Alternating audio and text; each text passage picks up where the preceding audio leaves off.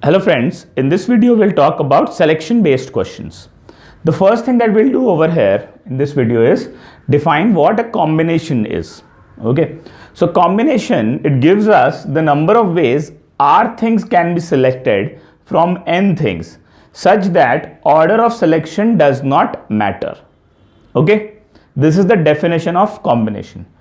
The formula for combination is NCR is equal to n factorial upon r factorial into n minus r factorial. Okay, also n is greater than or equal to r. This is the definition and formula for combination. Now we will take a look how this is applied in questions. Okay, whenever we get a selection based question, the first thing that we have to do is we have to figure out whether a question is a combination question or it is a permutation question. Okay, and we know permutation question can be dealt using FCP as well as the permutation formula. Okay, so whenever you come across a selection based question, you first have to figure it out whether it is FCP or combination. After that, the approaches, if it's an FCP question, you follow the FCP approach. If it is a combination question, then you follow a combination approach. Okay, now we'll take a look at how to differentiate between whether a question is FCP or combination. Okay, so here we have been given two scenarios. Okay, the first scenario says that you are selecting 3 students from 20 students such that one student will study maths, one of them will study English, and one of them will study science. Okay, so out of 3 students, one will study maths, one will study English, and one will study science. Okay, and there is no overlap as such. Okay, in the second scenario, we are just selecting 3 students from 20 students. Only this is given. Okay, now if we have to find the number of ways for each of these scenarios, say for example, in the first scenario, the question says that find the number of ways to select 3 students from 20 students such that one student studies maths, one studies English, and one studies science. That can be a question. Or the question can also say for the second scenario that find the number of ways to select 3 students from 20 students.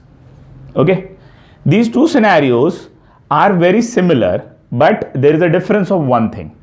The thing is that in the first scenario, for each student, I have provided that they will study a specific subject. Okay, in the second scenario, there is no such thing that has been provided. Okay, we are just stating that 3 students have to be selected from 20 students. Okay, one of these questions will be solved using FCP and the other one is solved using combination. We'll take a look at each scenario separately now. Okay, so the first scenario stated that 3 students have to be selected out of 20 students. One of them will study maths, one of them will study English, and one of them will study science. Okay, now what we'll do is, let us suppose I pick 3 students A, B, and C. Okay, so if let us say A is studying maths, B is studying English, and C is studying science. Okay, so I have picked 3 students A, B, and C. So the order of my selection was I picked A for maths, B for English, and C for science. Now if I change the order, for example, now suppose keeping these 3 students, I say that B is studying maths, A is studying English, and C is studying science. Okay, now if you take out each group, so this is group 1 and this is group 2. Now if you look at it, these 2 groups are different even though they have the same people. Okay, why? Because in group 1, A is studying maths, B is studying English, and C is studying science. In group 2, B is studying maths instead of A, and A is studying English instead of B, and C is studying science. Okay, so these 2 are 2 different groups. So while selecting, the order of selection matters. Okay, because if I order it like ABC or BAC, this is giving me different results. So when order of selection matters, it is a FCP or permutation question. Okay, because for combination, what we looked at the definition, it said that order of selection doesn't matter.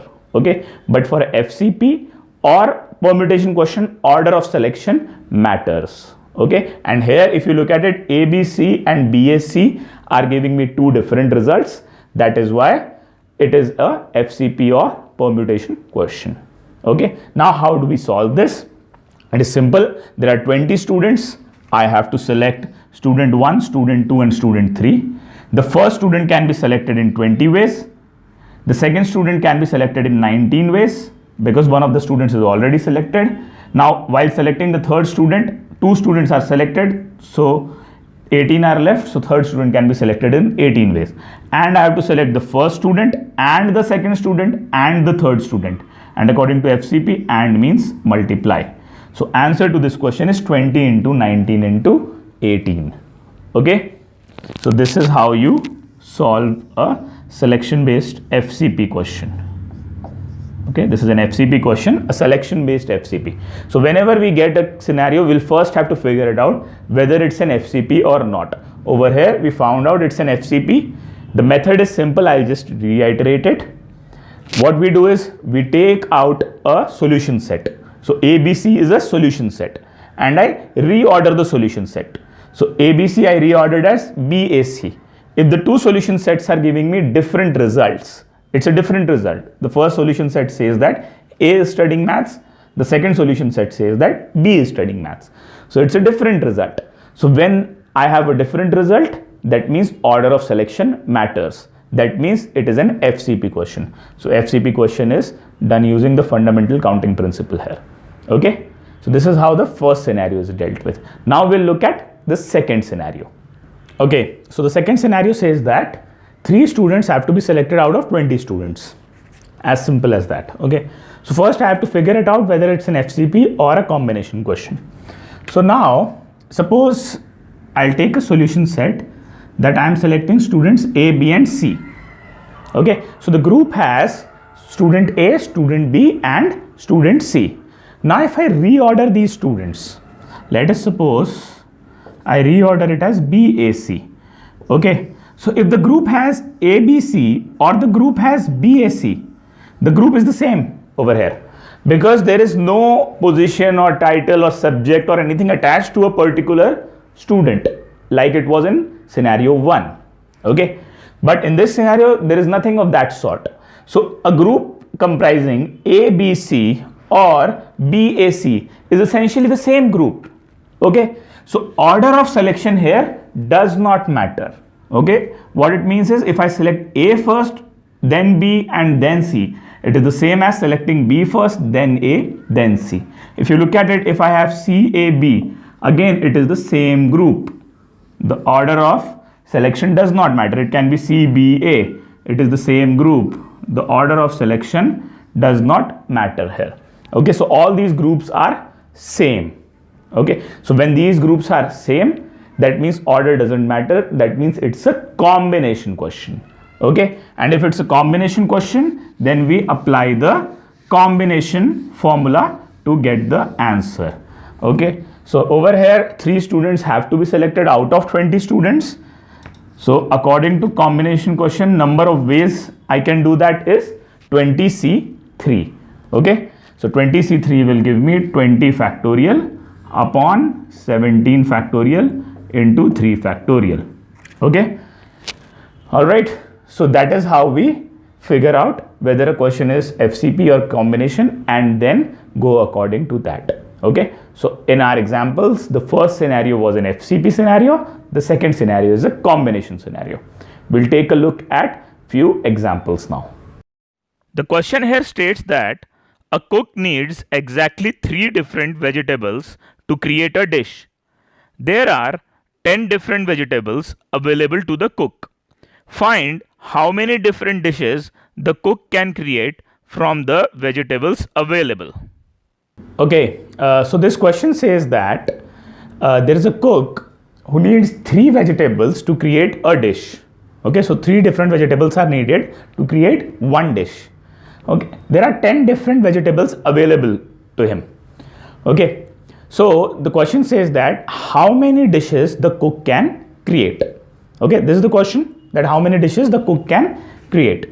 So now if you look at it, the cook has to choose 3 vegetables out of the 10 vegetables to create one dish. Okay, now first we have to figure out, because this is a selection based question, because the cook has to choose 3 vegetables from 10 vegetables. Now first we have to figure out whether this is an FCB question or a combination question. Okay, now let us suppose the cook chooses vegetable V1, V2 and V3, okay, to create a dish. Okay, this is one particular solution set that we chose. Okay, now what we will do is we will reorder this set. Okay, so if we reorder, let us say this is V3, V2 and V1.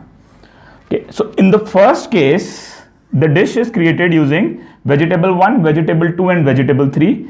In the second case, it is created using vegetable 3, vegetable 2 and vegetable 1. It is essentially the same vegetables over there in both the groups. So order of selection here does not matter. Okay, so the number of ways then the number of dishes the cook can then create will be 10C3. Okay, it will be 10C3. Okay, because the order of selection does not matter, so this becomes a combination question. Okay, so the number of dishes will be 10C3, which is equal to 10 factorial divided by 3 factorial into 7 factorial. If you want, you can further find it out. It will be 10 into 9 into 8 into 7 factorial divided by 3 factorial into 7 factorial. 7 factorial, 7 factorial goes. 3 factorial is 3 into 2. 3 into 2. So 3 ones are 3 threes are 9. 2 ones are 2 fours are 8. So 10 into 3 30. 30 into 4 is 120. Okay. So the cook can create 120 different dishes out of 10 different vegetables. Okay, so this is how we solve this question. We'll take a look at another example now. The question here states that 3 judges will be selected from a pool of 20 judges to judge a competition. Each selected judge will judge the competition participants on exactly one unique parameter. Find the number of different judge panels that can judge the competition. Okay, so this question says that 3 judges have to be selected out of 20 judges. Okay, what it also says is that each judge will basically judge a candidate on a unique parameter. Okay, so let us say there are 3 parameters P1, P2 and P3. There are 3 parameters P1, P2 and P3, and each judge will be allocated a unique parameter. All right. Now the question is asking us to find the number of ways the 3 judges can be selected, or find the number of different sets of 3 judges that can be selected for the competition. Okay. Now it's a selection based question. So first thing what we have to do is we have to figure out whether this is an FCP question or a combination question. Okay. To do that, what I'll do is I will first take a set of judges. So I'll take J1, J2 and J3. Okay, but the thing is judge J1 is basically judging on parameter 1, J2 is judging on parameter 2 and J3 is judging on parameter 3. Okay, keep this in mind. Okay, this is one of the selection. Now if I reorder this selection, if I do J3, J2 and J1, so I have reordered this. Now if you look at it, the first solution set and the second solution set is different. Okay, why? Because in the first set judge J1 is basically judging on parameter 1, but in the second set judge J3 is judging on parameter 1. Okay, so there is a difference over here in these two sets. So order of selection here matters. Okay, why? Because parameter 1 in the first case is judged by judge 1, but in the second case is judged by judge 3. So even though I have the same 3 people, J1, J2, J3 and J1, J2, J3 in both these sets, but they are still different. Why? Because in the first case J1 is judging parameter 1, in the second case J1 is judging parameter 3. Okay, so these two things are different. So order of selection matters, and if order of selection matters, then it's an FCP question. Okay, so to find the number of these kind of sets, we will follow the fundamental counting principle. So we have to select the first judge and the second judge and the third judge. Out of 20 judges, the first judge can be selected in 20 ways, the second judge can be selected in 19 ways, and the third judge can be selected in 18 ways. Okay, it's an and between it because we have to select the first judge and the second judge and the third judge. So it will be multiplication. So the number of different sets that can be created from these 20 judges is 20 into 19 into 18. Okay, that is the answer to this question. All right, now we'll take a look at another example. The question here states that Andy will be inviting 6 of his friends for his house party. Out of his 6 friends being invited, 3 will be boys and 3 will be girls. Andy has 10 friends who are boys and 8 friends who are girls. Any of Andy's friends, if invited, will attend the party. Find how many different sets of Andy's friends can attend the house party. Okay, so this question says that Andy has to invite 3 boys out of his 10 friends who are boys, and he will also be inviting 3 girls out of his 8 friends who are girls. Okay, so Andy will be inviting 3 boys as well as 3 girls. Okay, so if you look at it, the number of ways to select 3 boys out of 10 for boys will be 10C3. Okay, similarly, the number of ways to select 3 girls out of 8 girls will be 8C3. Okay, and he will be inviting both the boys and the girls. So the number of ways to invite boys and girls, and means multiply, will be then equal to 10C3 into 8C3. Okay, so this will be the final answer to our question. Okay, so basically there will be 10C3 into 8C3 distinct groups of friends that Andy can invite. Okay, so this is about this question. Now we'll take a look at another example. The question here states that in how many ways can 6 students out of 10 students be selected and seated in a circle? Okay, so this question says that we have to select 6 students out of 10 students and have to seat them in a circle. We have to find the number of ways to do this. Okay, so if you look at it, there are 2 things that are happening. First is the selection, wherein we'll have to select 6 students out of 10 students and then we have to seat them. Okay, so if you look at it, selecting 6 students out of 10 students is 10C6, because this is a combination selection. Okay, and if we have to seat them in a circle, to seat 6 people in a circle, it can be done in 5 factorial ways. Okay, so I can seat them in a circle in 5 factorial ways, and I have to do both these things. I have to select these students and seat them, and means multiplication. Okay, so our answer to this question is 10C6 into 5 factorial. Okay, so there are these many ways wherein we can select 6 students and then seat them in a circle. Okay, so this is all about combinations. Okay, thanks a lot for watching this video.